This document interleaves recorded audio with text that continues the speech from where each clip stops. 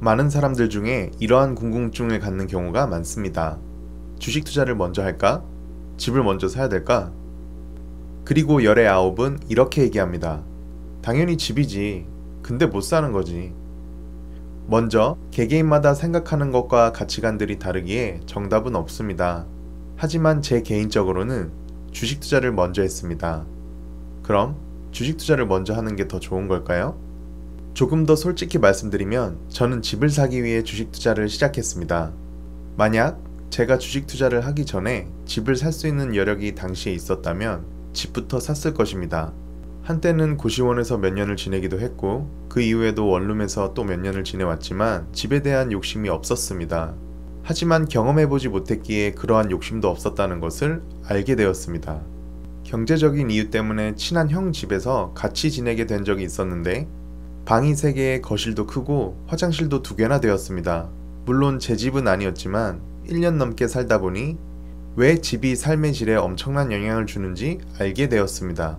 혼자 사는데 원룸도 충분하지 라는 저의 생각은 집 앞에 지하철 2호선이 있는 강남까지 차로 15분도 안 걸리는 방 3개에 화장실 2개가 있는 집을 사지 못하는 제 자신을 합리화하는 말이었다는 것도 알게 되었지요. 그 뒤로 집을 사는 것을 목표로 더욱더 돈을 아끼며 저축해 나갔습니다. 이전과 달라진 점은 투자로 돈을 함께 불려 나갔다는 것이었습니다.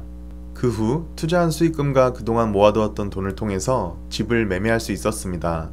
물론 한강이 내려다 보이는 누구나가 꿈꾸는 그런 곳은 아니었지만 첫 시작으로 괜찮은 그리고 나에게 또 다른 기회를 만들어 줄 수 있을 것 같은 그런 곳으로 매매하게 되었습니다.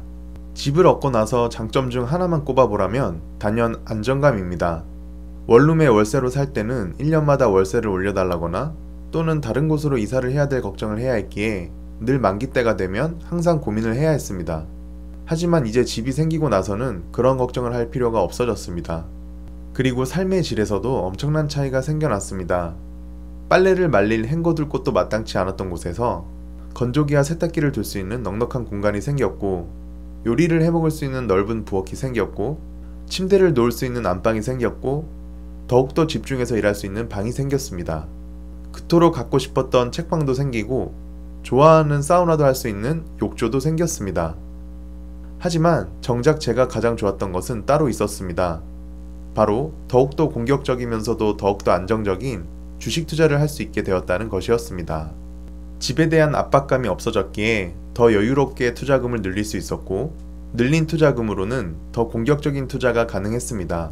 마찬가지로 집에 대한 강박감이 없었기에 변동성이 큰 구간에서도 일희일비하지 않고 더 긴 안목으로 투자할 수 있었습니다. 이렇듯 집이 가져다주는 심적인 부분에서의 안정감이 아니었다면 자그마한 변동성에도 민감하게 반응하고 두려움으로 인해 적극적인 투자를 할 수 없었을 것입니다. 그렇기에 제 생각을 정리하면 집을 살 수 있는 상황이라면 집부터 사는 것이 더 좋다라는 생각입니다. 다양한 사람들이 있는 것만큼 다양한 생각들이 있을 텐데요. 모두가 원하시는 방향과 생각대로 성투해 나가셨으면 좋겠습니다. 그럼 오늘도 영상 시청해주셔서 감사합니다.